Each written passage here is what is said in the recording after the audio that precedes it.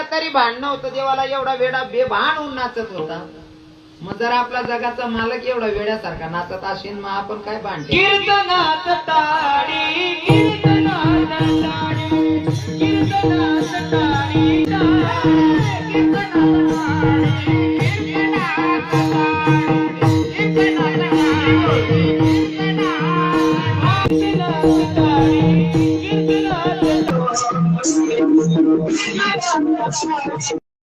कीर्तनात टाळी वाजवली पाहिजे, कारण परसंकीर्तन हाताने टाळी लोकांना नामचिंतन ते झालं संकीर्तन असतं. कीर्तनात अजिबात लाजायचं नसतं. काय होईल आता थोडं सही करूया. लोक 12 वाजायला ती मराठी वाजायला तिथला वाजणार ते बोलू झाल्यावर बाकीना सांगतो लोकांना तारीख खावा आम्ही वेहान घेणं जाऊ आम्ही.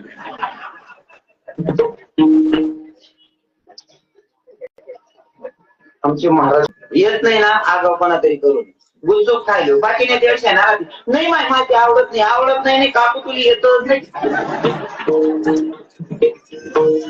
आवडाना विषय कुठे बरोबर आहे की नाही? मग ज्याने येत त्या करून द्या ना, तुमले येत नाही म्हणजे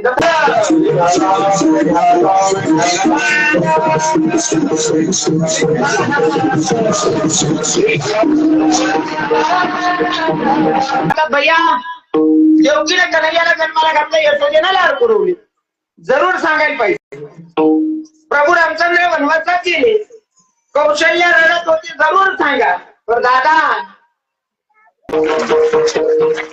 आता त्या पोरांच्या डोक्यातून बापच निघाला, बापच ओझा झाला. बापाबद्दल काही आजचा प्रेमच नाही राहिलं पोरांच्या मनामध्ये. का नाही राहिलं?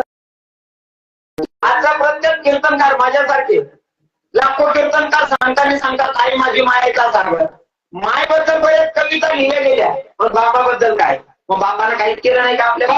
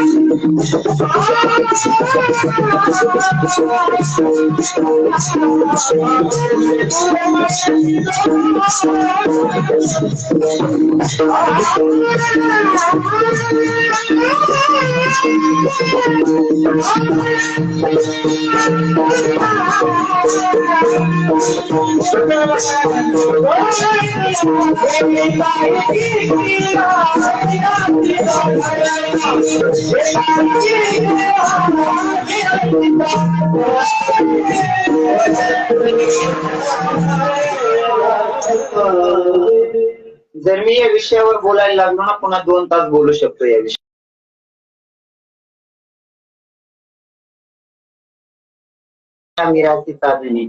आपल्याला जर लग्न झाल्याच्या नंतर घर बांधायचं असं, सासऱ्यानं जर 50,000ची लाखाची मदत केली ना, पूर्ण नातेवाईकांना फोन करू सांगतो, मग 7 घंटा मग 50,000 देणार घर बांधायला. मग 7 घंटा बिगर व्याजना देणार. काय 7 घंटा बिगर व्याजना याद आहे तुले? आणि त्या बापनी तिथली जी अडचण म्हणी होती, अडचणले तोंड दिलं, पण तुले ठिकाणांसाठी इस्टेटले धक्का नको लागाले.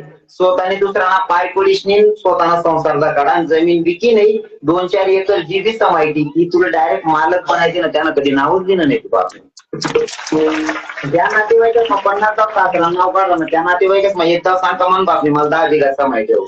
एक तरी पोरगा सांगत का? बाप का लांब पडतोय माहितीये का? माया हो तुम्हालाही सांगतो, जर मुलगा काम ऐकत नाही ना, तुमची सुरुवात असते भाड्या दुकानावर जाय नाही तर तुझा बापा सांगतो तो पप्पा तुला मारल, शाळेत जाय नाही तर तुझा बाप तुला मारेल, असं सांगून पोरांच्या मनातून बापच उतरतोय. कुठंतरी हे आपण समाजाला समजवलं पाहिजे आणि पोरांनाही कळलं पाहिजे.